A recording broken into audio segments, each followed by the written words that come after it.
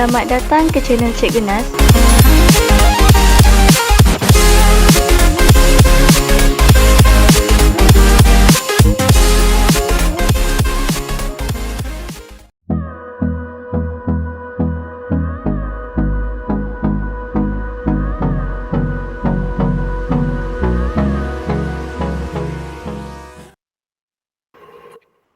Okey, baik. Assalamualaikum warahmatullahi wabarakatuh. Kalau siapa yang okey, baik, yang boleh dengar minta tolong respon ya. Okey, sementara kita tunggu rakan-rakan yang lain, kita bagi lagi lebih kurang 5 minit lah sebelum kita bermula. Baik.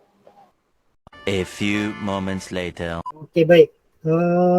Masa dah pun pukul 8.05. Saya nampak rasanya kita dah ada lebih kurang 25 orang. Okey, 25 orang yang berjaya masuk Assalamualaikum cikgu. pada pukul 8. Ya, Waalaikumsalam warahmatullahi wabarakatuh. Memang tunggu suara Amin ni. Macam biasa lah Amin, boleh Boleh cikgu. serah diri kan. Okey, baik. Macam mana ni, kita nak mulakan ke ataupun nak tunggu rakan-rakan yang lain? Mulakan cikgu. Mulakan. Mulakan je lah Mana yang kapal lambat tu dan biarkanlah dia pandai-pandai lah nanti. Okey, Assalamualaikum warahmatullahi wabarakatuh. InsyaAllah kita akan mulakan sesi kelas PDPR kita untuk kali yang berapa dah? Kali yang pertama lah untuk tahun 2022. Okey, selamat datang saya ucapkan kepada murid-murid daripada satu ikhlas dan juga satu ihsan. Okey, anda akan bersama saya untuk lebih kurang 1 jam 30 minit. Biasanya akan drag lah, pelajar-pelajar kelas saya dia sedia maklum lah. Tapi saya tak boleh nak drag sebab waktu saya adalah waktu yang pertama. Jadi awak akan rehat pada jam 9.30 pagi. Sebelum tu kita akan mulakan sesi kelas kita dengan bacaan doa dipimpin oleh Muhammad Amin Farhan. Dipersilakan. A'udzubillahi samiil alim minasyaitonir rajim. Bismillahirrahmanirrahim. Allahumma aftah alaina hikmataka wanshur alaina min hazaini rahmatika ya arhamar rahimin. Rabbi shrah li sadri wa yassir li amri wahlul 'uqdatam min lisani yafqahu qawli. Rabbi yassir wa la tu'assir ya karim walhamdulillahi rabbil alamin. Amin amin ya rabbal alamin. Terima kasih kepada Muhammad Amin Farhan di atas pimpinan bacaan doa sebentar tadi. Okey, baik. Sebelum kita mulakan, saya nak bertanya khabar dululah. Dah masuk ke tahun 2022 ni. Okey, macam mana persediaan untuk memasuki ke minggu persekolahan pada minggu hadapan ni? Pelajar, terutama sekali pelajar-pelajar asrama ni. Rasanya harap-harapnya semua dah bersedia dah dah cuti 3 minggu dan diberikan cuti tambahan disebabkan oleh berlakunya bencana banjir. Okay, jadi kita pun turut berterima kasih lah kerana Kementerian Pendidikan Malaysia begitu prihatin kepada semua murid-murid dan juga warga sekolah. Ini bukan berterima kasih sebab banjir kita berterima kasih sebab kerana diberikan cuti tambahan kerana disebabkan oleh banjir tu. Okey, saya tertarik untuk memaklumkan kepada kelas 1 ihsan dan juga 1 ikhlas. Okey, saya akan mengambil alih sementara. Okey, saya akan mengambil alih sementara kelas yang telah pun ditinggalkan oleh Cikgu Rupiah. Okey, untuk pengetahuan semua, saya hanya berkesempatan mungkin untuk hari ini sahajalah. Sekiranya kelas dah bermula secara bersemuka, okey, saya minta maaf sebab saya tak mampu nak cover semua satu batch tingkatan 1 kerana jadual waktu kelas saya sendiri pun dah begitu banyak. Jadi kalau saya nak cover lagi kelas Ihsan dan juga kelas Ikhlas ni, dia akan jadi lebih kurang 40 waktu saya seminggu. Jadi sebab kita pun tidak ada guru baru setakat ini, jadi terpaksa harunglah kita cubalah setakat yang boleh. Okey, clear semua ya? Okey, baik. 10 minit pertama dah berlalu. Saya tak nak memanjangkan sesi. Okey, cuba keluarkan kertas untuk kita buatkan beberapa aktiviti hari ini. Yang mana aktiviti hari ini adalah berkaitan dengan peperiksaan akhir tahun. Okey, yang lain boleh dengar minta tolong respon daripada wakil daripada satu Ihsan dan juga satu Ikhlas. Dengar cikgu. Dengar Okey, baik. Okey, yang pertama minta tolong take note. Okey, untuk peperiksaan akhir tahun 10 markah adalah berdasarkan daripada buku skrap yang telah pun anda sedang sediakan. Okey, tahniah kepada satu Ikhlas dan juga satu Ihsan kerana mereka telah pun, saya difahamkan mereka telah pun berjaya siapkan buku skrap ni sebelum daripada cuti sekolah lagi. Okey, untuk 3 kelas bersama saya, Irsyad, Islah dan juga Ikram. Okey, mereka sedang melaksanakan aktiviti ni sebab saya dah jangka dah cuti akan bertambah. Seperti yang saya dah sedia maklumkan pada anda semua, kelas saya yang saya ajar, saya tak suka bagi kerja sekolah pada waktu cuti sekolah. Kan nanti dia kata apa, kami nak cuti, okey cuti silakan. Bila dah hampir nak buka sekolah tu baru saya bagi. Waktu ni awak dah buat untuk kerja saya saja Okey. 10 markah adalah daripada buku skrap. Manakala 90 markah lagi datangnya daripada peperiksaan akhir tahun. Okey, untuk format peperiksaan akhir tahun ada 3 bahagian. Okey, ada 3 bahagian dekat dalam kertas peperiksaan anda. Sebab saya faham awak tak pernah exam lagi. Sepanjang tahun awak tak pernah exam dan awak tak tahu macam mana format kertas peperiksaan. Okey, jadi di bahagian A akan ada 20 soalan objektif.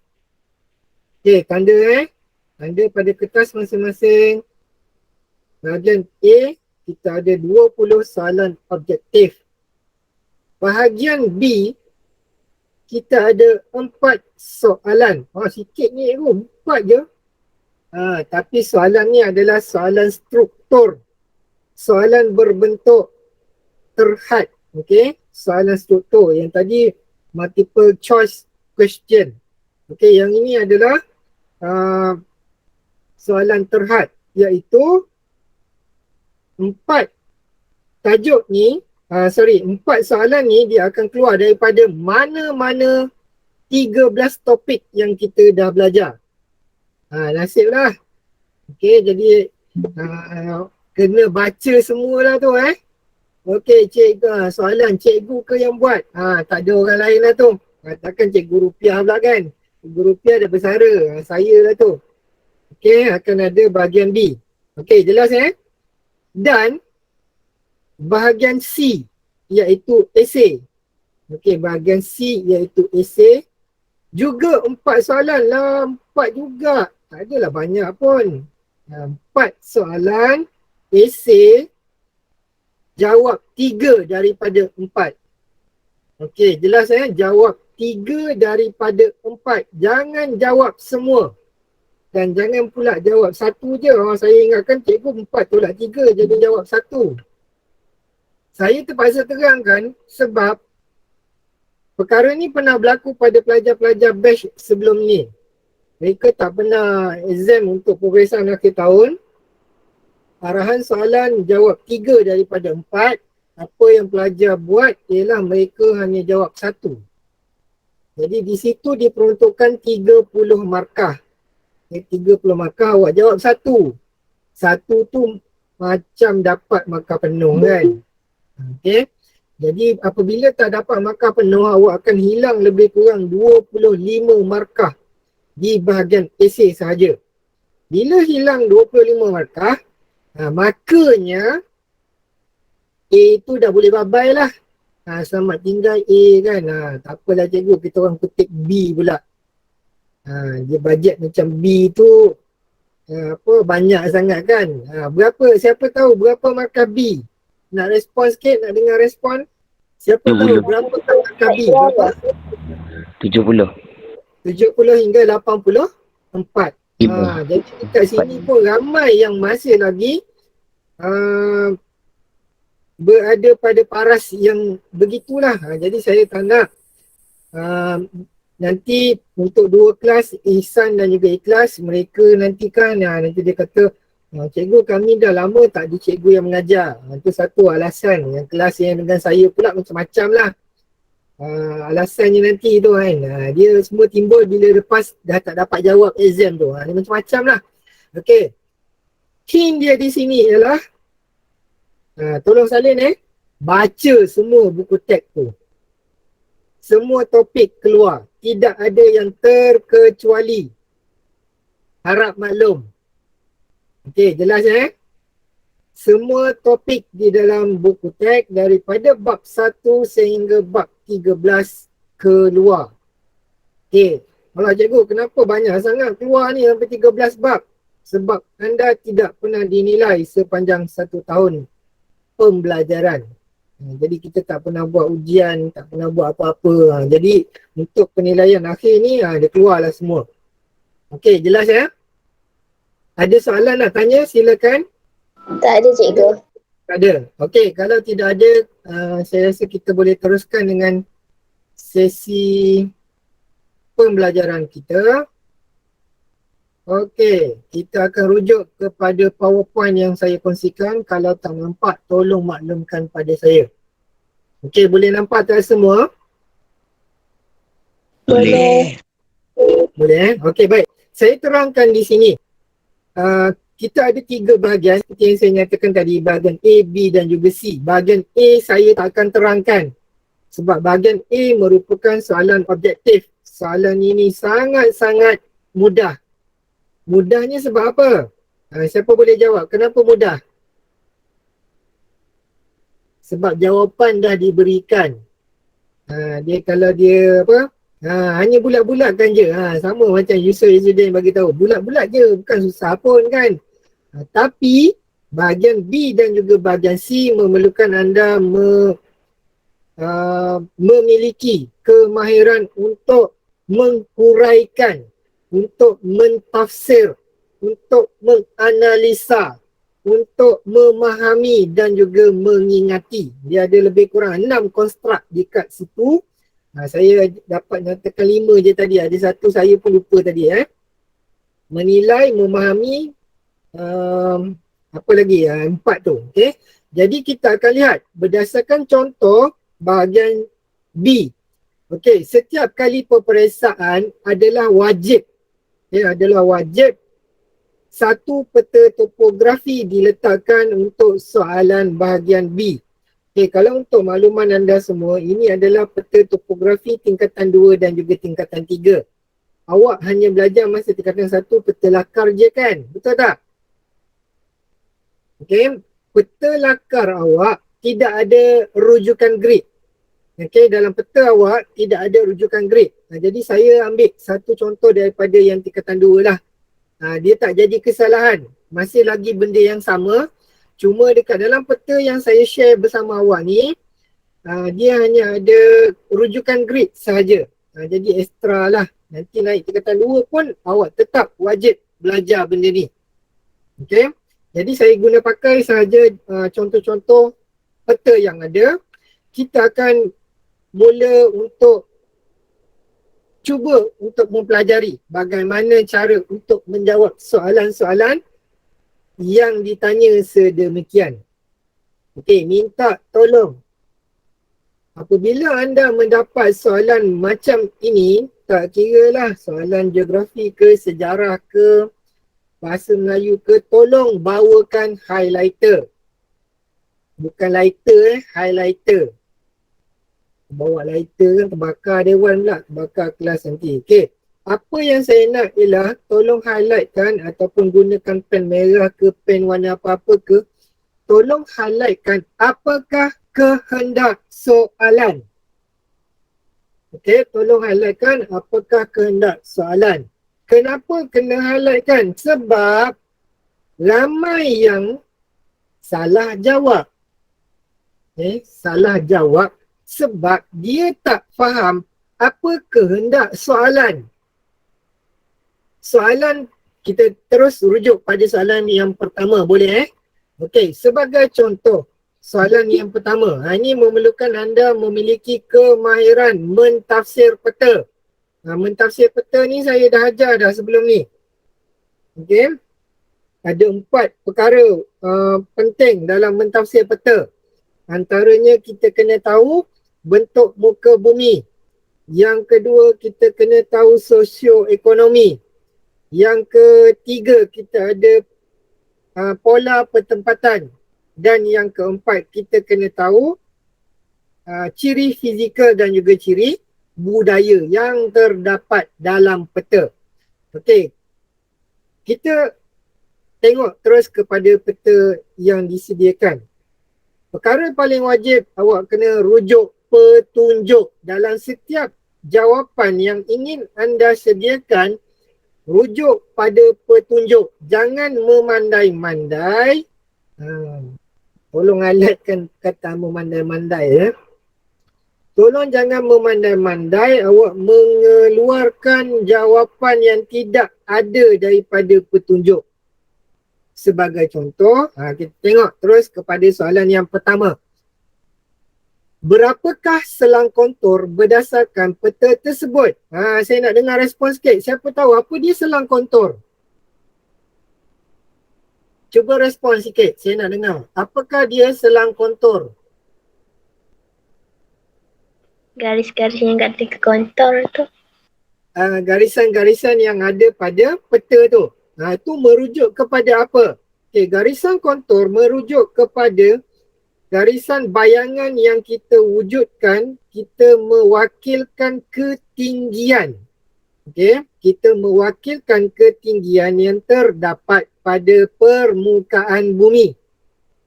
Jadi bagaimana kita nak mewakilkan ketinggian itu? Dengan garisan selang kontur yang diberikan nilai pada setiap selang kontur tersebut.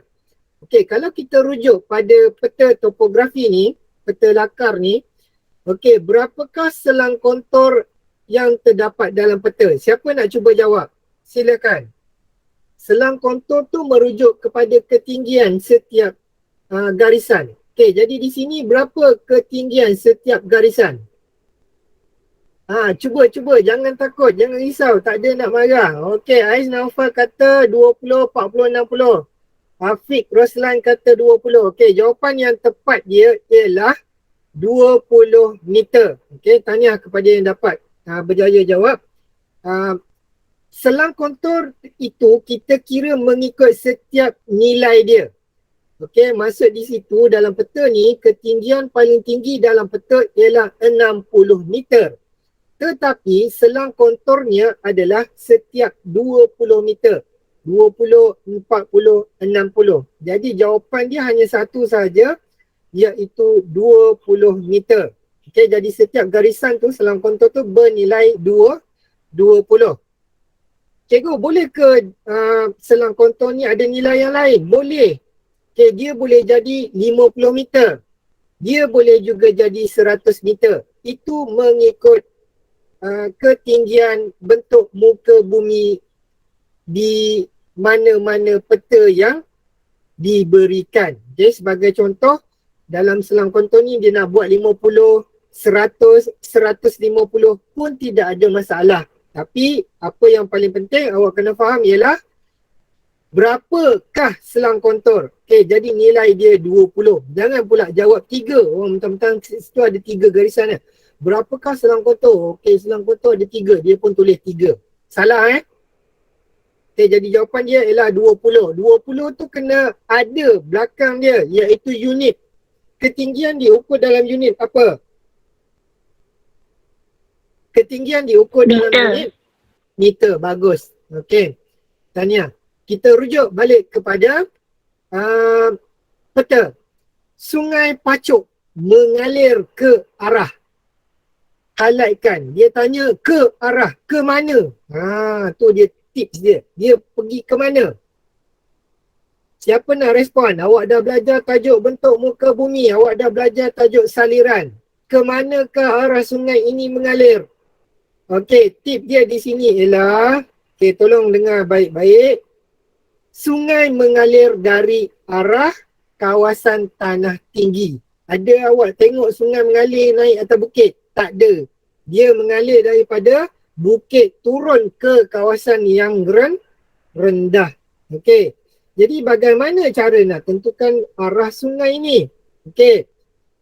Minta maaf saya tak dapat nak tunjukkan secara pergerakan bertulis sebab saya tengah full screen untuk mode presentation PowerPoint. Okay, apa yang saya nak ialah awak conteng saja kertas peperiksaan nanti. Awak lukiskan besar-besar arah mata angin tengah-tengah peta topografi ni.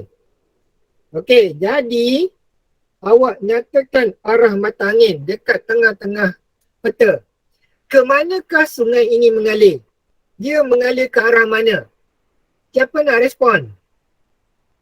Barat. Ada yang jawab barat, ada yang jawab timur. Okey, ke arah mana? Kalau saya tunjuk ni awak boleh nampak cursor ni kan? Okey, contoh dia di sini ialah, saya nak awak tengok, perhatikan pergerakan cursor saya. Awak, awak tuliskan arah mata angin macam ni. Nampak arah mata angin besar-besar dekat dalam peta awak ni. Jangan risau, contengnya tak ada masalah. Tu kertas peperiksaan awak. Okey, tuliskan arah mata angin. Jadi dekat sini, ke manakah arah sungai ini mengalir? Sungai ini mengalir daripada sini, dia pergi ke arah bawah ni. Ni arah sini ni arah apa? Siapa nak jawab? Ni arah apa ni? Okey, tahniah Faiz Raslan, iaitu arah barat daya. Ni arah ni penting. Arah ada 8, jangan silap. Arah adalah asas dalam kemahiran geografi. Kalau awak tak tahu arah, tu maksudnya hilang arah, tak ada panduan. Jangan naik, nanti akan bawa naik sampai ke tingkatan 3, awak tak tahu lagi arah mata angin, itu akan menimbulkan masalah pada kemudian hari. Okey, sungai ini mengalir ke arah barat daya. Tahniah.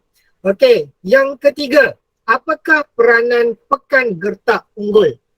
Okey, dia tanya peranan. Highlightkan apa dia tanya. Dia nakkan peranan. Apakah peranan pekan gertak unggul? Siapa nak cuba apa peranan dia ni? Mana tahu cikgu peranan dia apa?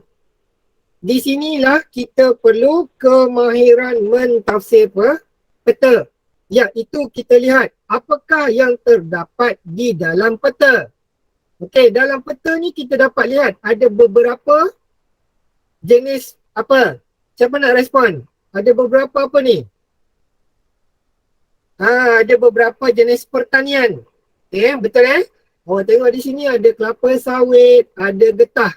Okey, jadi ada kemungkinan peranan pekan gertak unggul adalah sebagai pusat pengumpulan hasil pertanian. Itu jawapan dia. Pusat pengumpulan hasil pertanian. Ataupun boleh juga jadi sektor, kita ambil yang jawapan yang tu je lah. Kita jangan terima yang lain sebab nanti ada kegunaan yang lain untuk jawapan yang seterusnya. Okey, soalan yang keempat. Apakah fungsi benteng dalam peta? Apa dia benteng? Kita rujuk pada petunjuk. Benteng tu yang macam ni. Yang macam kek tiga segi ni kan. Ni benteng. Benteng ini menunjukkan sempadan antara apa ni? Ini apa ni? Simbol apa ni? Simbol paya bakau. Dan di sebelah sini adalah simbol pertanian padi. Okey, jadi apa kaitannya? Benteng berfungsi untuk siapa nak jawab? Apa fungsi dia? Siapa tahu apa dia pokok bakau? Pokok bakau ni tumbuh di kawasan air Paya. paya ataupun air masin, betul Okey, jadi fungsi benteng untuk mengelakkan air masin memasuki kawasan padi. Okey, itu jawapan yang pertama yang diterima. Boleh juga jadi fungsi benteng adalah untuk mengelakkan banjir. Itu boleh diterima lah. Tapi kita rujuk pada peta, yang tepat dia ialah fungsinya adalah untuk menghalang kemasukan air masin daripada kawasan paya bakau. Okey, jelas Jelas. Soalan yang kelima. Apakah arah paling rendah dalam peta? Macam mana nak tahu arah paling rendah? Arah. Apa dia arah? Kita balik semula kepada arah mata angin. Okey, jadi di manakah arah paling rendah dalam peta? Semestinya lah ke arah sungai tadi mengalir, iaitu arah mana? Arah barat daya. Okey, jelas Soalan yang keenam. Senaraikan dua, awak tengok situ, highlightkan apa yang dia nak. Dia nak ciri fizikal yang terdapat dalam peta. Okey, siapa nak cuba bagi contoh ciri fizikal yang terdapat dalam peta? Silakan. Siapa nak respon? Ciri fizikal yang terdapat dalam peta. Ciri budaya merujuk kepada objek buatan manusia. Manakala ciri fizikal merujuk kepada objek semula jadi. Semula jadi. Contoh dia apa? Yang ada dalam peta ni. Kontur dan sungai. Kontur dan sungai. Okey. Apa lagi? Ada satu lagi yang tertinggal tu. Okey, bagus Aziz. Iaitu tasik. Okey, ada 3. Jadi anda nyatakan mana-mana daripada 3 tu dapat 2 markah. Senang je. Dan tak susah pun soalan geografi ni. Pendek-pendek je jawapan dia. Tapi jangan amalkan sangat. Sebab untuk soalan yang macam ni tak apa pendek. Untuk soalan yang struktur yang seterusnya, kena panjang-panjang. Okey, soalan yang ketujuh. Apakah sektor ekonomi yang berpotensi dimajukan di bahagian timur peta? Okey, dekat mana timur peta ni? Timur peta berada di kawasan Bukit Ria. Okey, ni di kawasan Bukit Ria. Apa pula sektor ekonomi yang berpotensi? Apa dia sektor ekonomi yang sesuai di sini? Kat sini ada hutan. Ada kontur. Ni kawasan yang berbukit lah ni. Apa dia sektor ekonomi yang sesuai? Dalam mata pelajaran geografi, sebarang bentuk negatif. Okey, saya kena jelaskan supaya awak kena faham nanti untuk awak jawab esei pun jangan buat perkara yang sama. Dalam geografi, jangan jawab benda yang negatif di dalam jawapan peperiksaan. Maksud saya di sini ialah sebagai contoh untuk rujuk soalan yang ketujuh. Apakah sektor ekonomi? Awak lihat di dalam peta ada hutan. Jadi awak kata, okey, biasanya hutan ada kayu balak. Jadi ekonomi yang sesuai dilakukan, berpotensi dilakukan ialah sektor pembalakan. Dalam geografi, jawapan itu tidak diterima. Untuk yang ini, yang berpotensi ni bukan maksud saya tak terima langsung. Dia kena berpandukan pada kehendak soalan. Bila berpotensi, macam kita lah. Awak nilai diri sendiri. Apa potensi awak? Saya pandai main badminton. Macam contoh, ambil apa Najmi. Najmi ni tenggelam tak mana ni. Najmi ada tak Najmi? Respon sikit Najmi. Okay. Itu potensi yang baik. Jangan pula awak kata, saya ni pemalas. Pemalas itu bukan potensi. Boleh faham ke? Saya bagi dua perbezaan. Okey, kedua-dua adalah awak punya kemahiran. Malas pun mahir, main badminton pun mahir. Tapi bila kita cerita pasal potensi, kita kena cerita benda yang baik. Dalam geografi, dalam persekitaran, aktiviti pembalakan itu bukan potensi yang baik. Jelas Bukan sesuatu yang baik. Sebab apa? Kita dah belajar apabila berlakunya aktiviti pembalakan, dia ada kesan sampingan, iaitu kesan buruk. Antaranya apa?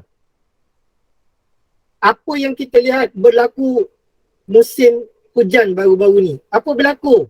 Dekat Rantau berlaku, dekat Kuala Pilah kan. Berjadi banjir. Apa yang berlaku masa banjir tu? Runtuh. Tanah runtuh. Dekat Pahang, siapa ada tengok video yang terbaru?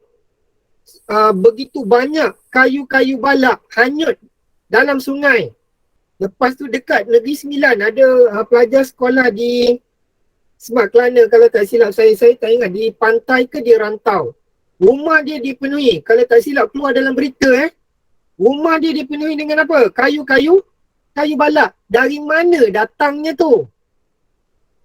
Itu datangnya daripada aktiviti pembalakan. Itu bukan sesuatu perkara yang bagus, yang baik. Awak kena jelas Okay, jadi jawapan untuk yang ketujuh ni, siapa nak cuba? Silakan. Getah tu. Getah. Lagi? Dia yang bermula dengan per. Pertanian. Pertanian. Okey, sikit lagi. Kalau pertanian, kita nak bertani apa? Bertani pokok balak. Tak boleh. Okey, bagus Mia. Okey, Mia dah dapat bagi jawapan, iaitu aktiviti pelancongan. Kita boleh buat ekor pelancongan di situ. Jadi awak kena ada dalam kepala antara contoh sektor-sektor ekonomi yang boleh dimajukan dalam sesuatu kawasan. Jangan pula nanti buat pertanian maksud bila buat pertanian, kita kena tebang pokok balak, kita kena tanam benda lain pula. Jangan macam tu Okey, jelas Soalan yang ke-8. Pada pendapat anda, apakah pekerjaan penduduk di Kampung Mesra? Mana Kampung Mesra? Kampung Mesra ni terletak di kawasan pertanian apa ni? Padi. Okey, jadi apa pekerjaan dia? Takkan tori getah pula kan? Jadi petani ataupun mungkin pesawah. Itu je jawapan dia. Okey, senang tak soalan peta topografi ni? Boleh Senang je lah. tak? Boleh ni, senang je. Pejam mata pun tak boleh jawab.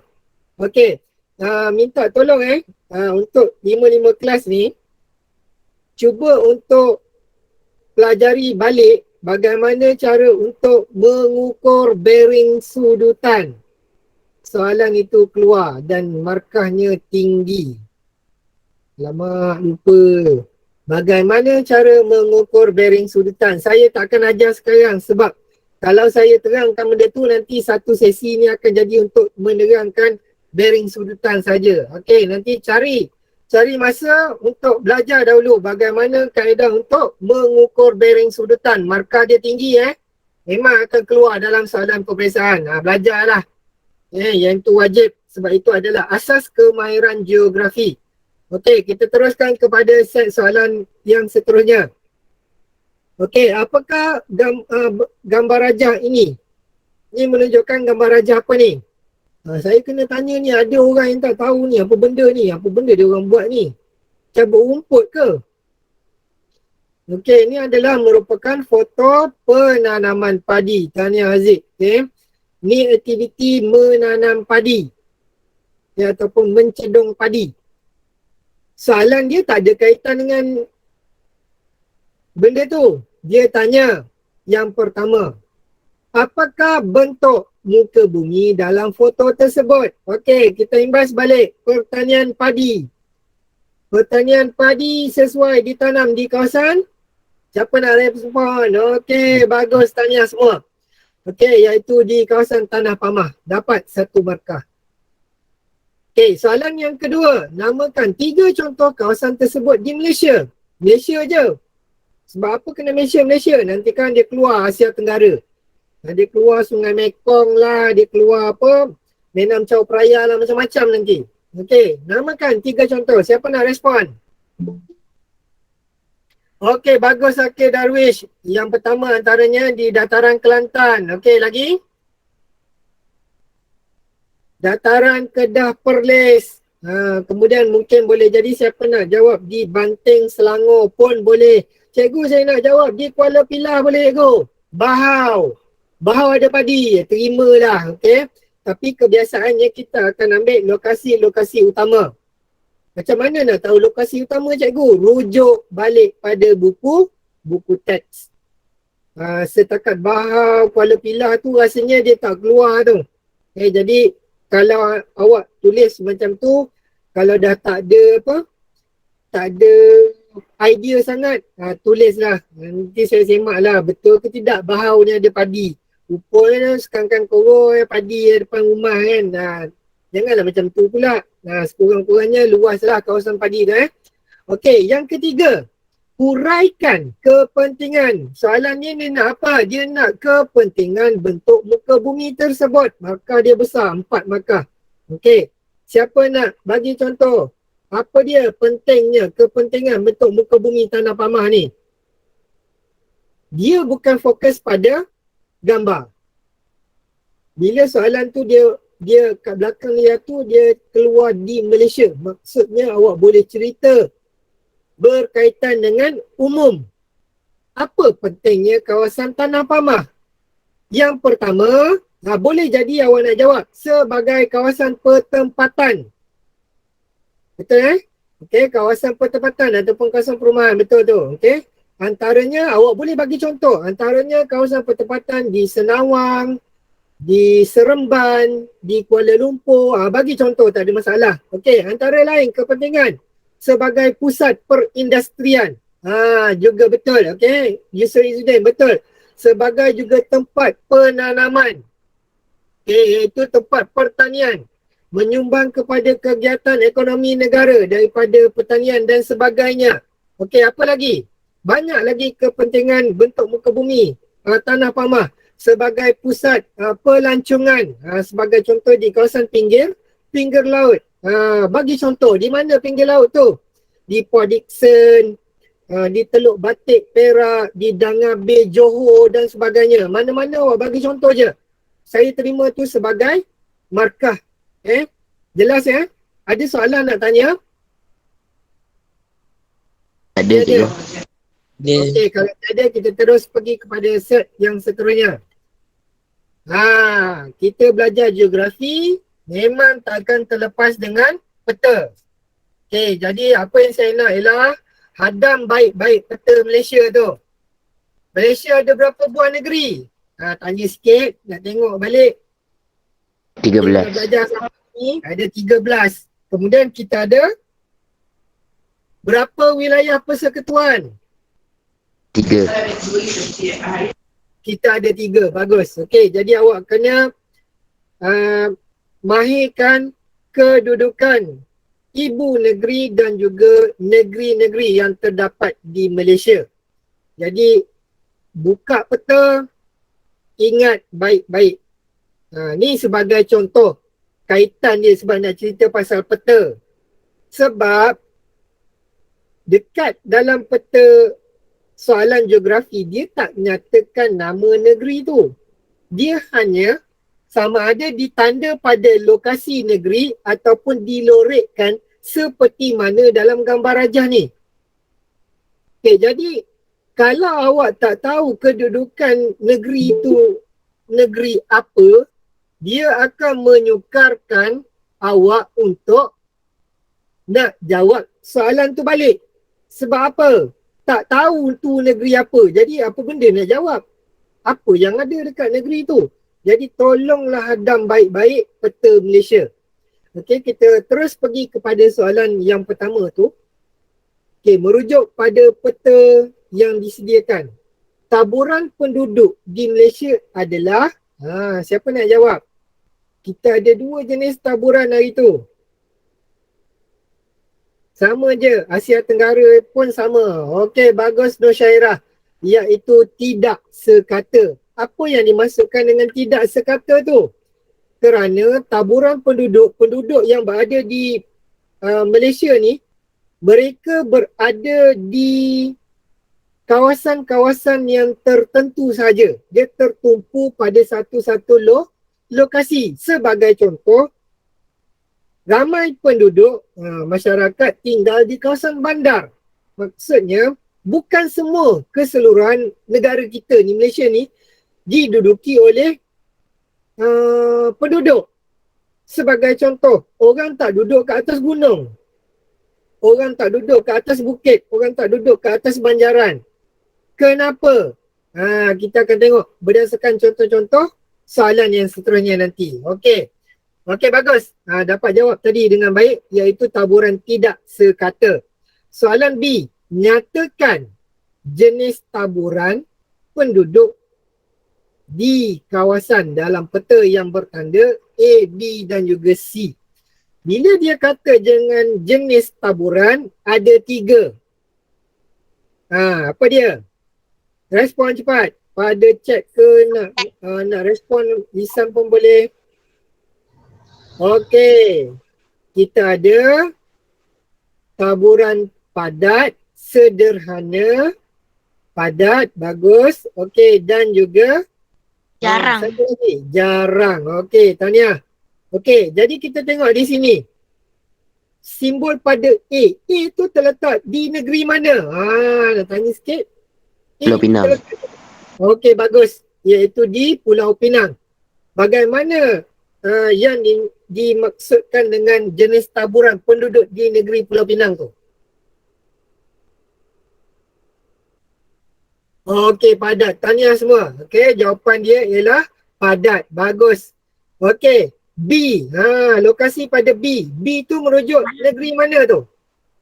Pahang. Pahang. Okey, bagus. Di manakah Pahang tu? Agak-agaknya lah. Pahang tu besar. Lokasi yang dilorek tu merujuk kepada kawasan apa tu? Siapa nak respon? Nak tengok sikit kemahiran apa umum. Kuantan kot. Jauh sangat tu Yusof Izzuddin. Kuantan adalah di sini. Saya tunjuk. Nampak kan dekat cursor saya ni? Okey, Kuantan tu dekat sini. Sempadan dengan Terengganu. Sebab Kuantan dan juga Kemamang. Kalau pergi Terengganu, semua huruf N dia akan tambah G. Okay? Nak pergi ke mana? Nak pergi ke Kuantan. Nak buat apa? Nak pergi berjalan-jalan. Tapi jangan letak nama saya huruf G pula kat belakang kan. Mentang-mentang ada huruf N. Nazruddin dia kata. Jangan. Saya tolak markah nanti. Okey. Izzuddin kata Temelukut. Maran. Okey. Ini adalah merupakan kawasan Felda. Okey. Kawasan Felda iaitu kawasan pertanian apa? Siapa nak jawab? Ni kawasan pertanian apa ni? Bila melibatkan Felda. Sawit. Tanam kunyit. Pokok sawit. Pokok sawit. Okey, betul. Iaitu tanaman pertanian kelapa sawit. Okey. Jadi di sini kita dah belajar dekat kelas yang sebelumnya. Kawasan Felda merujuk kepada kawasan taburan jenis apa?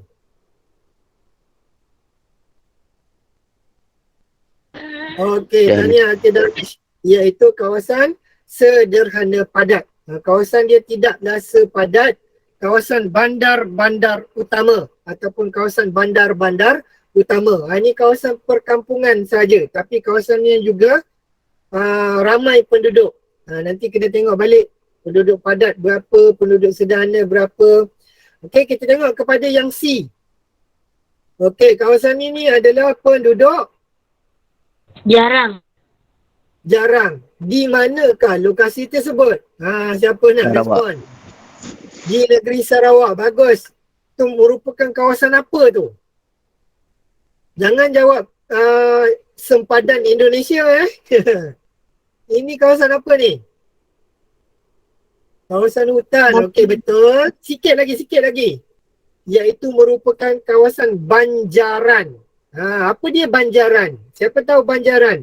Awak dah belajar bentuk muka bumi. Banjaran merujuk kepada kawasan tanah tinggi. Orang tak nak duduk kat kawasan tanah tinggi kecuali dekat Cameron Highland dengan Genting Highland kan. Tu ada beberapa faktor. Kalau di Cameron Highland untuk tujuan pertanian. Kalau di Genting Highland untuk tujuan perlancongan. Tapi pada lokasi yang bertanda C ni, tidak ada sebarang aktiviti ekonomi yang dijalankan di situ. Okay, jadi bukanlah kawasan pertempatan penduduk. Jadi di situ adalah penduduk jarang. Ada juga ke penduduk? Siapa yang duduk kat situ? Siapa nak cuba? Siapa pula yang duduk kat kawasan C tu? Orang asli. Orang asli, bagus. Tahniah, iaitu orang asli. Kita tengok kepada soalan C. Terangkan faktor yang mempengaruhi taburan penduduk di B. Tadi kita dah jawab dah tadi sebenarnya. Apakah faktor puncanya yang ada penduduk di kawasan B ni? Terdapat aktiviti. Terdapat aktiviti pertanian. Ini disebabkan oleh faktor apa sebenarnya? Siapa nak sambung? Ada satu lagi perkataan. Dasar kerajaan ataupun dasar governance. Okey, itu faktor dia. Okey, jadi awak terangkan sikitlah. Kerana merupakan kawasan pertanian iaitu pertanian kelapa sawit yang telah pun dibuka oleh pihak kerajaan kerana dasar governance. Boleh terima untuk 2 markah penuh. Okey. Soalan yang D.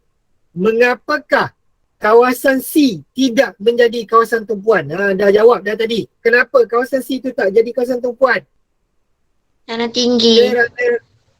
Kawasan tanah tinggi. Dan boleh jadi juga kerana kawasan hutan. Tak ada benda nak dijalankan di situ. Jadi mungkin orang buat aktiviti pembalakan dan sebagainya. Itu tak ada kaitan bukan seperti yang saya dah maklumkan tadi. Sebarang bentuk aktiviti yang negatif tidak diterima sebagai potensi. Minta tolong hadam baik-baik. Okey, kita tengok soalan yang seterusnya. Ni tajuk berkaitan dengan apa ni? Berkaitan dengan pertempatan di Malaysia. Okey, nyatakan jenis. Jap. Nak tanya. Ada berapa pola pertempatan di Malaysia? 4. 3, 4, 3. Betul-betul keluar gambar 3 Okey, kita ada 4 pola pertempatan di Malaysia. Tapi dekat dalam gambar raja ni ada 3. Saja nak bagi confuse. Bila 3 tu dia akan adalah nanti jawapan yang tersilap tu nanti. Tapi saya rasa insya-Allah pelajar-pelajar saya ni semua bagus-bagus. Dia dah pandai semua ni, tak ada masalah nak menganalisa gambar yang ada. Okey, jadi kita tengok yang pertama. Nyatakan pola pertempatan yang terdapat dalam rajah A. A merujuk kepada pola pertempatan apa? Pola pertempatan ni terdapat di kawasan bandar-bandar besar. Bagus tahniah. Iaitu pola pertempatan berpusat. Betul. Okey, untuk gambar rajah B. Gambar rajah B ni merujuk kepada pola pertempatan berkelompok. Tahniah, bagus. Tepat sekali. Dan rajah C merujuk kepada pola pertempatan berjajah. Ramai dah ready nak jawab. Okey, tahniah semua. Okey, jadi ada satu lagi pola pertempatan iaitu pola pertempatan berselerak. Minta tolong. Berselerak, bukan bersepah, bukan berterabur. Ni pelajar dah ada yang jawab. Pelajar tingkatan 3 ni yang jawab. Keluar gambar rajah pola pertempatan berselerak. Dia jawab pola pertempatan berterabur. Salah. Nak bagi markah free je ni, 1 markah. Tapi disebabkan jawapan dia tidak tepat. Jadi salah lah. Okey, kita lihat kepada yang B. Apakah ciri-ciri pola pertempatan bagi rajah A? Apa yang dimaksudkan dengan ciri-ciri dia? Pola pertempatan ni. Antaranya, siapa nak respon? Ciri-ciri pola pertempatan berpusat. Dah tak tahu dah apa dia ciri-ciri dia. Ada. Okey, antaranya ada kemudahan infrastruktur. Bagus. Lagi, bangunan dibina rapat-rapat. Okey, tahniah. Okey, itu antaranya lah. Awak nyatakan je ciri-ciri dia. Awak dapat 2 markah. Okey. Kita pergi kepada soalan C. Nyatakan. Betul tu Mia. Pusat pendidikan. Okey. Soalan C. Nyatakan jenis kegiatan ekonomi yang dapat dikaitkan dengan pola pertempatan di rajah B. Ni ada kaitan dengan soalan yang sebelum ni. Apa kegiatan ekonomi yang dapat dikaitkan? Iaitu aktiviti pertanian. Bagus. Pertanian apa? Pertanian kelapa sawit ataupun getah. Bagus.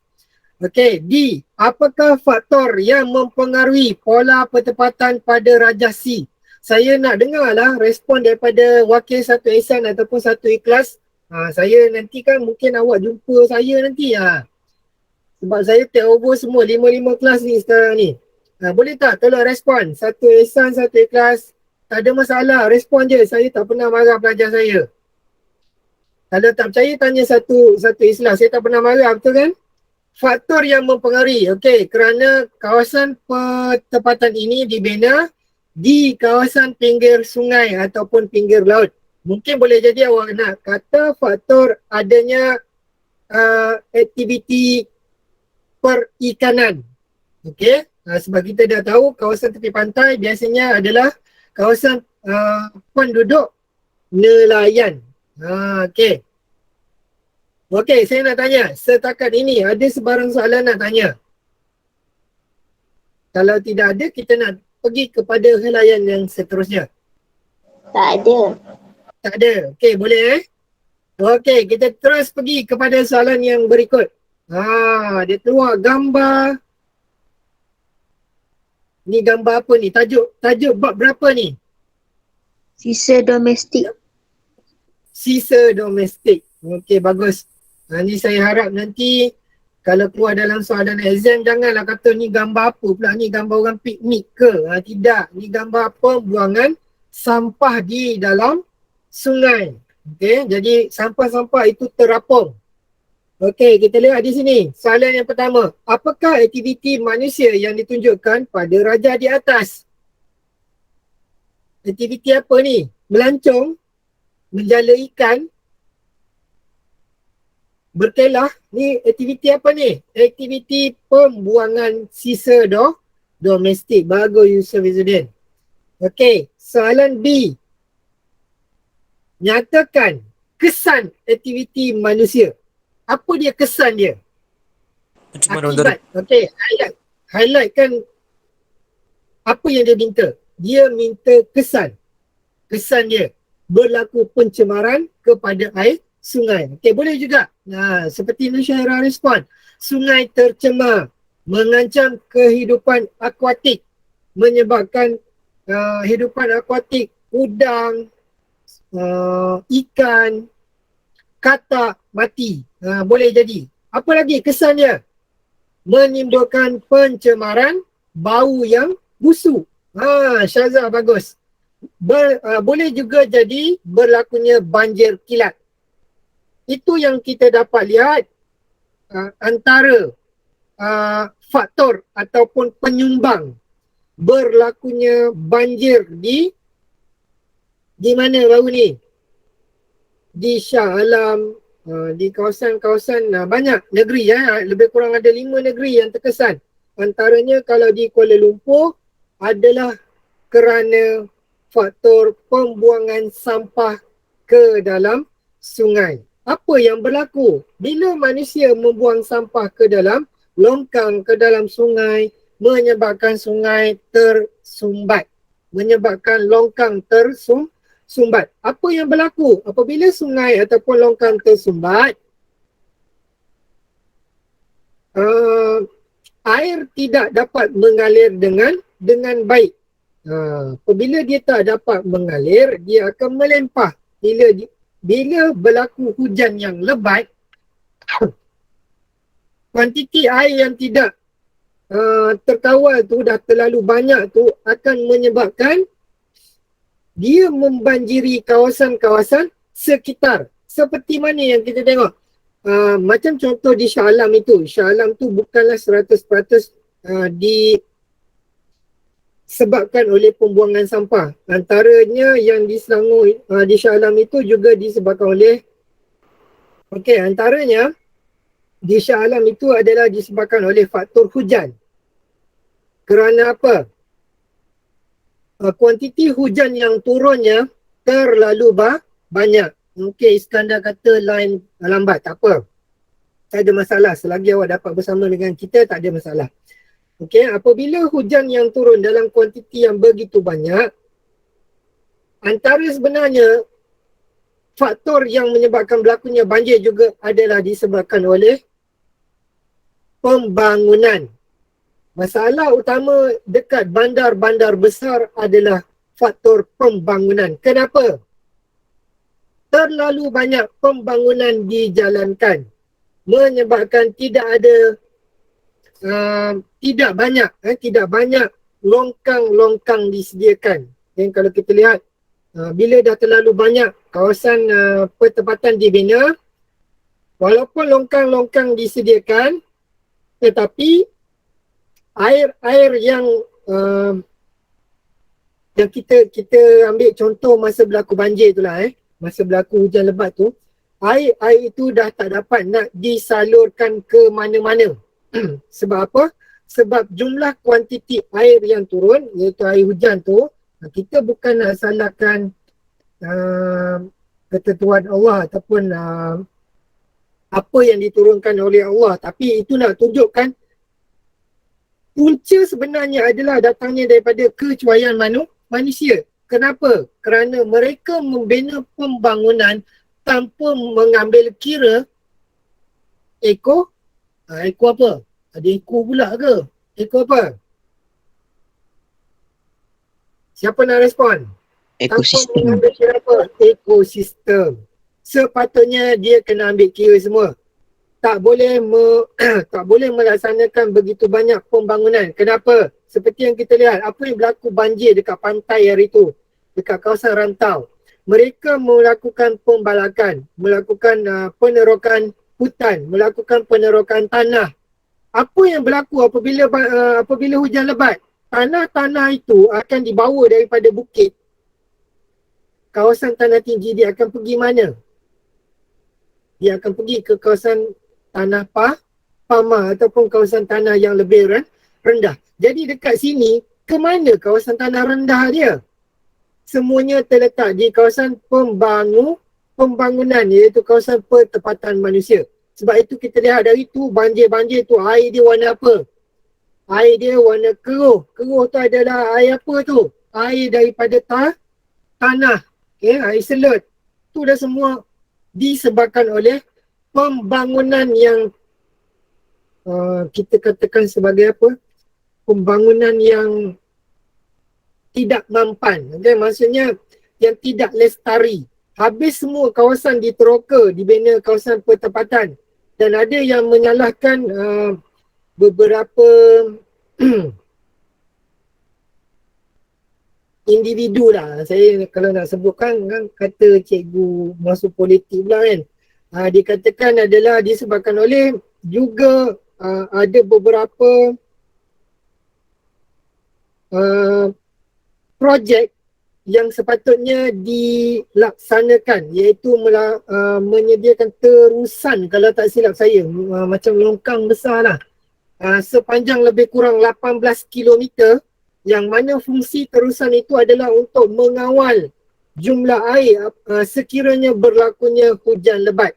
Sebagai contoh, apakah kerajaan kita tidak melakukan apa-apa tindakan sebelum berlakunya banjir ni? Dah ada dah. Sebagai contoh, macam mana kerajaan dah cuba untuk kawal banjir, terutama di kawasan bandar besar seperti di Kuala Lumpur. Macam mana kerajaan kawal? Siapa nak respon? Saya nak tengok kemahiran pelajar saya ni. Ada tak sesiapa yang tahu? Smart Tunnel. Apa dia? Smart tunnel ataupun terowong smart. Terowong smart itu berfungsi untuk, yang sebenarnya adalah untuk menyimpan, untuk mengalirkan sejumlah air yang begitu banyak apabila berlakunya hujan lebat di kawasan Kuala Lumpur. Habis tu cikgu, kenapa Sogo banjir? Kenapa kawasan Kuala Lumpur banjir? Itu adalah kerana terowong smart tidak mampu nak tampung jumlah air yang begitu banyak. Sebab apa? Hujan tu turun berhari-hari, kalau tak silap saya, 2-3 hari. Menyebabkan jumlah air tu dah tak boleh nak bawa ke mana.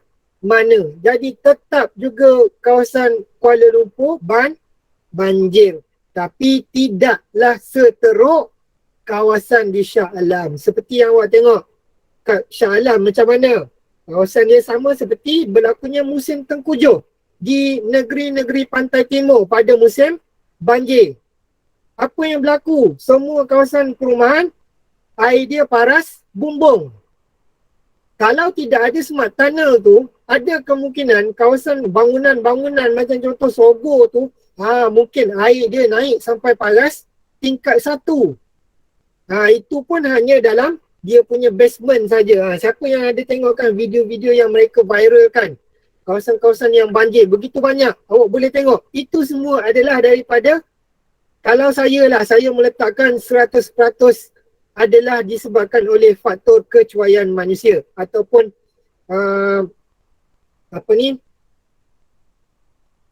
manusia yang tidak mengambil peduli ekosistem.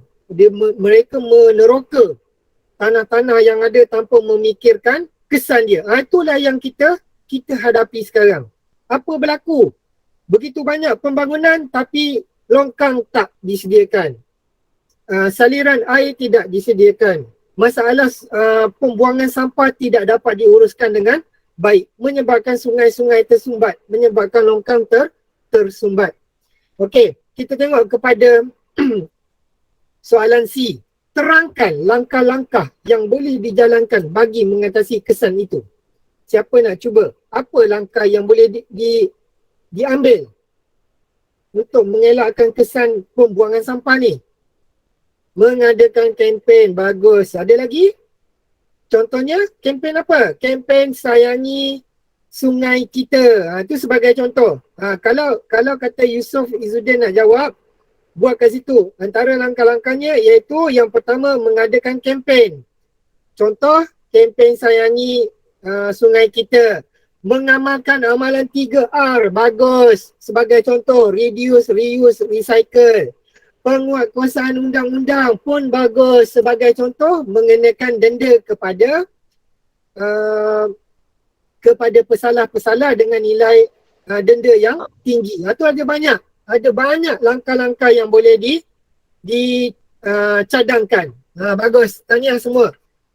Memberikan pendidikan yang awal. Okey, bagus. Melalui penerapan dekat sekolah. Okey, D. Sebagai seorang murid, cadangkan tindakan yang boleh diambil bagi mengurangkan kesan krisis tersebut. Boleh juga ambil contoh daripada jawapan yang di atas. Okey, macam mana cadangan dia? Mungkin kita kata menyediakan, membina logi WTE. Siapa ingat? Saya dah terangkan sebelum ni. Waktu PDPC bersemuka di sekolah.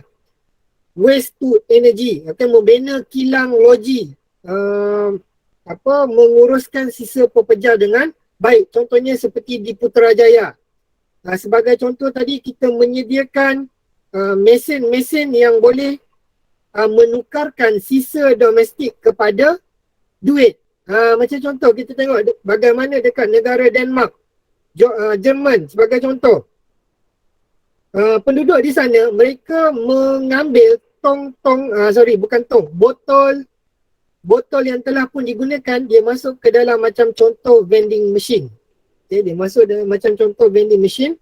Kemudian mereka akan dapat duit, cash, dengan setiap sampah yang dimasukkan ke dalam mesin tersebut. Itu adalah antara contoh tindakan yang paling baik. Okay. Kalau katalah mesin tu ada dekat Malaysia, saya rasa Malaysia ni bersih. Betul tak? Sebab apa? Sebab semua sampah adalah duit. Berebut orang kutip sampah pula kan. Betul Timia, iaitu alternatif yang bagus. Okey, berebut-rebut semua orang kutip sampah. Sebab apa? Daripada sampah dah boleh jadi duit. Sebenarnya benda tu ada. Cuma dia bukan dalam bentuk vending machine lah. Awak kena kumpul banyak-banyak, kumpul kertas, pergi hantar ke kilang-kilang dia. Itu sebenarnya yang kurang membantu. Dia ada tapi kurang membantu. Kalau katalah contoh vending machine macam yang awak beli makanan dekat depan bilik frog classroom tu kan. Kalau katalah ada satu vending machine yang boleh tukarkan duit daripada sampah kepada duit, awak takkan jumpa lagi dah buah apple, gigit sikit buang, oren makan, masam sikit buang, kemudian apa, pisang, tin, semualah, botol, dia tak ada. Tong sampah pun insyaAllah kosong, bersih. Tapi nanti dia akan kata, cikgu nanti apa tugas tukang kebun pula? Kita sebenarnya dengan nilai-nilai murni yang ada, kita buang sampah dengan baik, tidak membuang merata-rata, kita sebenarnya dah membantu meringankan tugas tukang kebun. Tapi apa yang berlaku? Ni sebab nilai murni tak ada dalam diri. Ifat kata, tak apalah, buang je lah, tu dah kerja dia kan. Jangan macam tu. Kita sebagai orang Islam, insan yang baik, kena ada nilai-nilai murni yang tinggi. Cuba fikir kalau kita dekat rumah, kita buat macam tu. Buang je lah sampah, nanti pandai-pandai lah mak buang apa, mak bungkus ke, ayah buang ke. Jangan macam tu.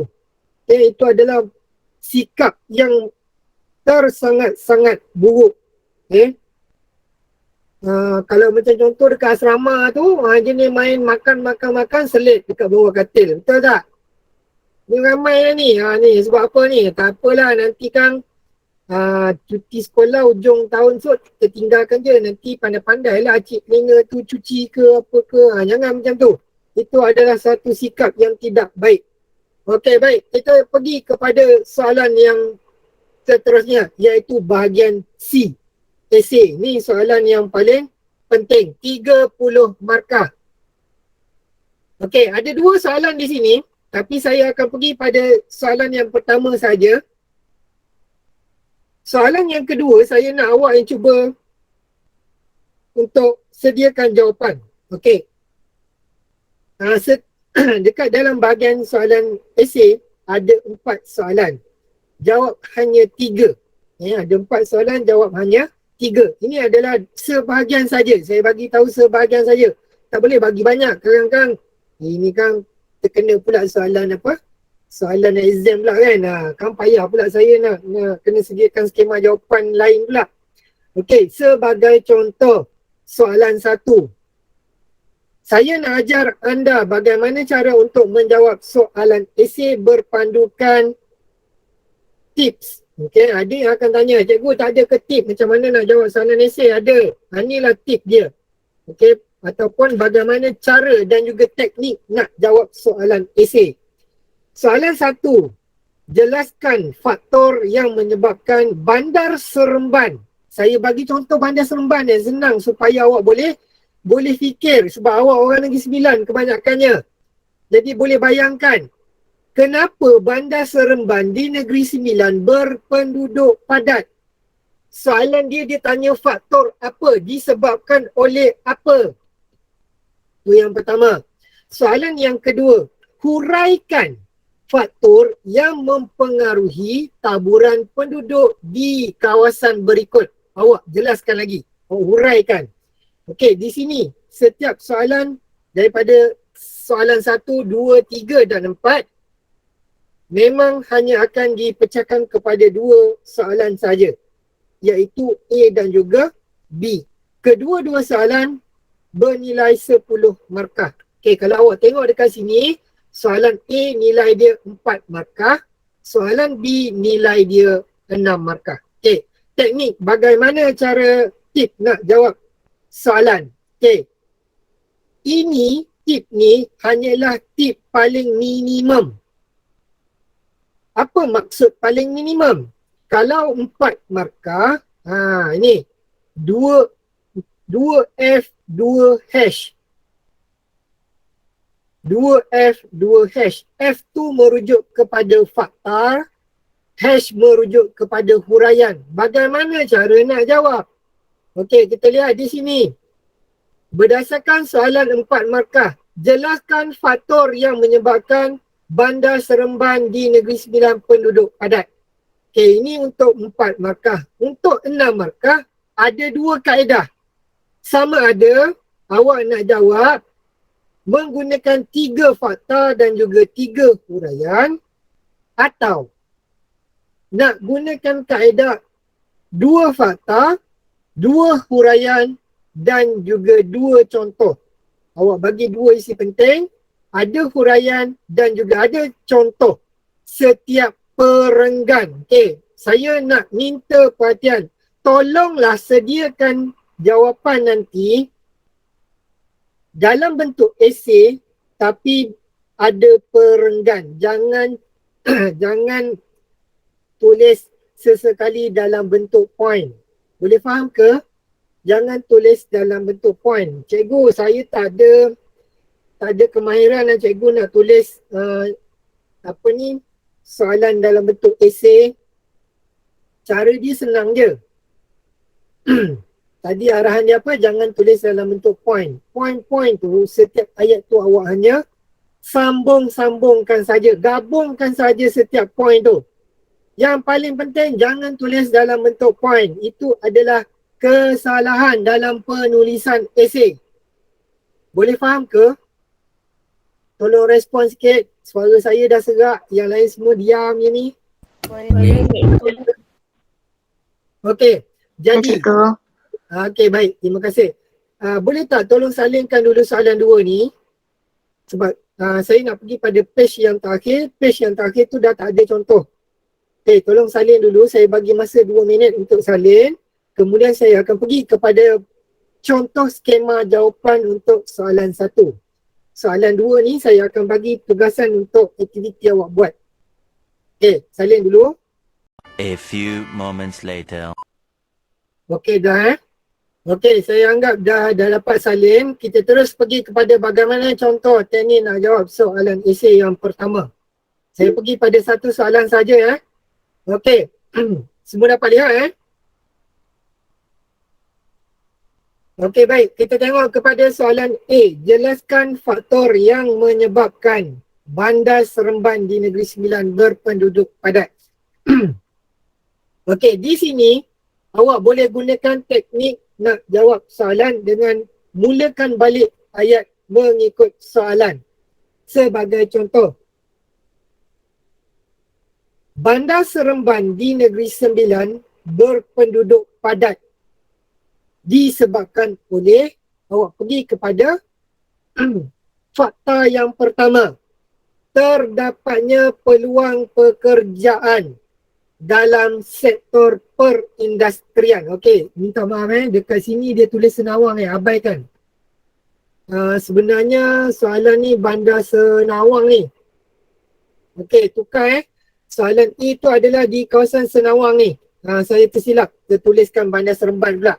Boleh ada ralat di situ. Saya tertuliskan Seremban. Okey, awak tukarkan kepada Senawang.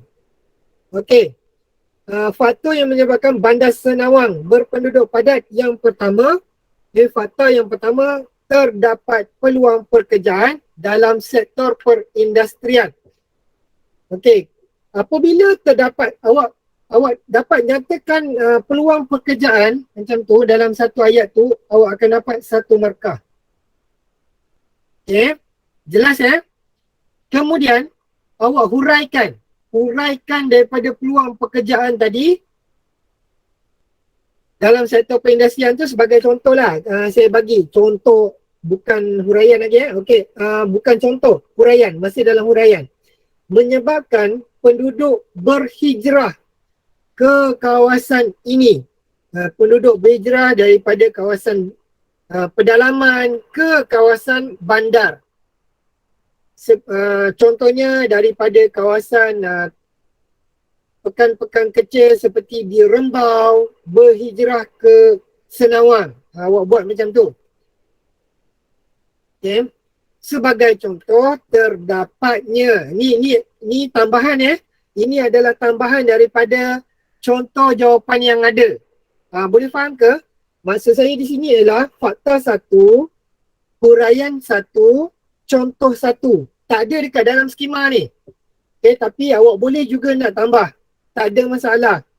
Kalau awak berjaya buat bagi dengan contoh, juga saya akan kira sebagai markah. Okay, sebagai contoh, terdapat kilang, siapa tahu ada kilang apa dekat Senawang? Siapa yang berjaya bagi contoh kilang, saya terima sebagai satu markah. Tapi kilang tu kena betul-betul wujud lah. Jangan pandai-pandai pula. Terdapat kilang selipar di Senawang. Okey, Ummu Amnah jawab kilang Yakut. Yakut dekat Senawang ke dekat Seremban? 2. Kalau tak silap saya, Yakut ni dekat Seremban 2 kan?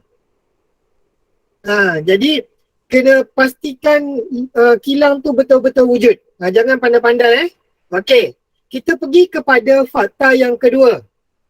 Apa faktor yang menyebabkan bandar Senawang ni penduduk ramai? Ramai sangat orang pergi duduk kat situ.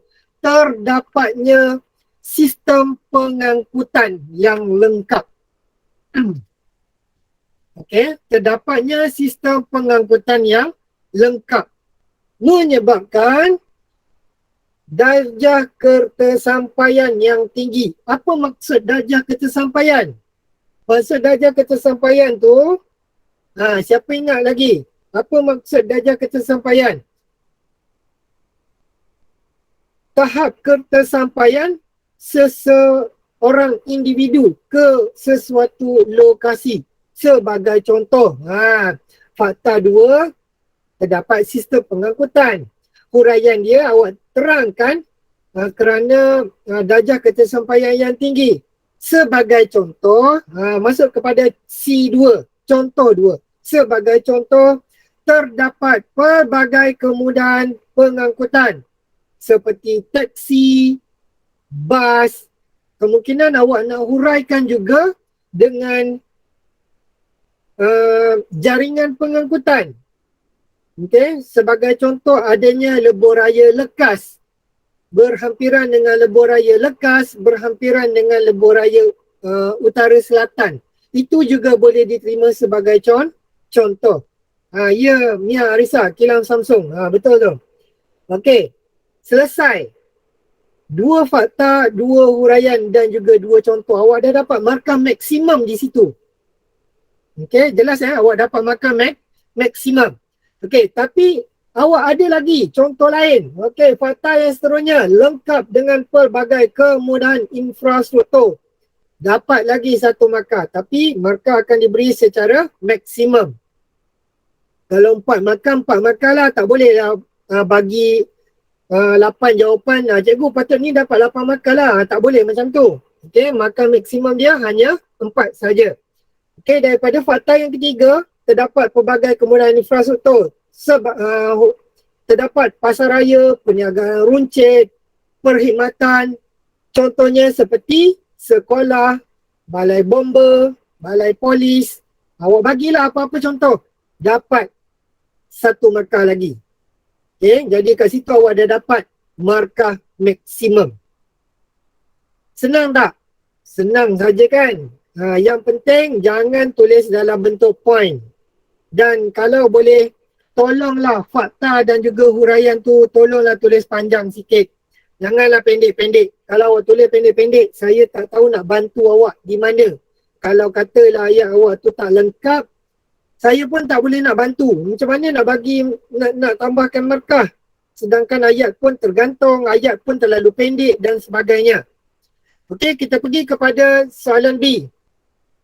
Uraikan faktor yang mempengaruhi taburan penduduk di kawasan berikut. Merujuk kepada soalan tadi iaitu dataran Kedah Perlis dan juga di Tumpat, Kelantan. Okey, kawasan dataran Kedah Perlis ni adalah kawasan apa? Kawasan pertanian padi. Okey, saya nak awak conteng dekat dalam kertas jawapan awak tu nanti. Awak buat fakta satu apa? Huraian dia apa? Contoh dia apa? Senang untuk awak huraikan iaitu isi-isi penting tu. Okay, sebagai contoh, faktor yang mempengaruhi taburan penduduk, awak bagi 2 je, cukup.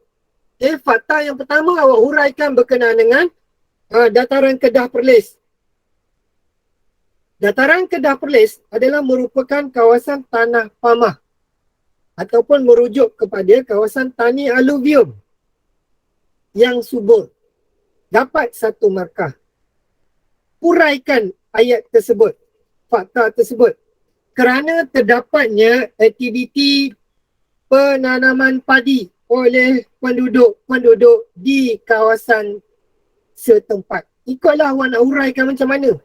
Ikut kesesuaian ataupun ikut je awak punya gerak hati. Tapi janganlah mengarut-ngarut meraban-raban pula awak punya ayat tu. Okey. Sebagai contoh, yang menjadikan kawasan ini berpenduduk padat. Contoh boleh apa-apalah awak nak bagi contoh yang lain. Okay, kawasan ini berpenduduk padat. Sebab dekat penyataan yang diberikan dekat dalam kotak tadi, soalan tadi tu, dia tak nyatakan kawasan itu penduduk apa. Jadi awak boleh tafsirkan sendiri. Okay, jadi awak boleh tafsirkan sendiri kawasan dataran Kedah Perlis itu adalah kawasan penduduk padat. Dapat 3 markah maksimum kat situ. Soalan ni nilai berapa? Nilai 6. Okey, jadi pergi pula kepada poin yang kedua. Tumpat di Kelantan adalah merupakan kawasan pinggir laut. Ini adalah merupakan satu kawasan di kawasan Kuala. Kawasan Kuala berhampiran dengan pantai Tal 7 di Tumpat, Kelantan. Saya minta perhatian jangan nanti awak pun kata, alamak saya tak tahu dah pula Tumpat tu kat mana. Itulah sebabnya kita belajar geografi. Kita kena hadam peta dengan baik. Kena tahu nama-nama lokasi. Raub dekat mana, Kuala Pilah dekat mana, Ulu Langat dekat mana. Mungkin sehari 2 ni baru tahulah Ulu Langat tu kat mana sebab hari-hari tengok banjir kan. Dekat mana Pelabuhan Kelang, kat mana Shah Alam, baru tahu. Sebab apa? Baru baca banjir. Jadi tak nak macam tu. Awak kena perbanyakkan pembacaan. Okey? Kita pergi balik pada fakta. Tumpat adalah merupakan kawasan pinggir laut. Huraikan, apabila kawasan pinggir laut terdapat aktiviti menangkap ikan. Dan awak boleh nyatakan ada kemungkinan kawasan ini adalah kawasan penduduk nelayan. Okay, kawasan nelayan-nelayan yang menjalankan aktiviti menangkap ikan. Terpulanglah, ikut awak lah awak nak huraikan macam mana. Yang penting awak menghuraikan fakta yang pertama tadi. Serta contoh, kalau yang tadi kawasan di dataran Kedah Perlis adalah berpenduduk padat. Di Tumpat pula merupakan kawasan berpenduduk sederhana padat. Dapat 1 markah. Lengkap kedua-dua contoh. Kalau macam contoh yang ini, saya terangkan, ini 1 perenggan. Faham Ini 1 perenggan, yang ini 1 perenggan. Selesai, awak dapat jawab 2 ni dengan baik, dapat 6 markah. Full 10 markah. Jelas? Boleh faham Boleh. Okey, baik. Habis. Saya tak boleh nak bagi banyak. Sebab ini adalah skema jawapan. Okey, skema jawapan adalah sulit sebenarnya. Tak boleh ditunjukkan pada pelajar. Tapi kalau awak beli buku rujukan, awak beli buku-buku nota dan juga buku latihan, memang ada skema ni. Okay, memang benda ni dikeluarkan untuk tujuan rujukan anda lah. Tapi kalau untuk cikgu, cikgu hanya menjelaskan macam ni je. Tak boleh nak bagi semua sebab benda ni sulit. Sebab ada kebarangkalian saya takut nanti pelajar ataupun calon akan mengikut skema jawapan yang ada dekat dalam mana-mana bahan yang disediakan. Itu yang paling takut tu. Macam contohlah, katalah hari ni saya tunjuk contoh macam ni, nanti bila keluar soalan, dia akan keluarkan macam ni je balik. Okay? Maksudnya calon tidak berjaya untuk menghuraikan sesuatu isi secara lebih baik. Maksudnya dia hanya dapat keluarkan apa yang cikgu bagi je, ataupun apa yang dia baca. Dia tak dapat nak kembangkan isi tu. Sebagai contoh, ni berlaku bila awak terlalu tumpukan pada buku teks, buku rujukan, nanti saya akan pasti kebanyakan daripada anda semua, 140 orang ni, dia akan keluar jawapan yang semuanya hampir sama. Sebab apa?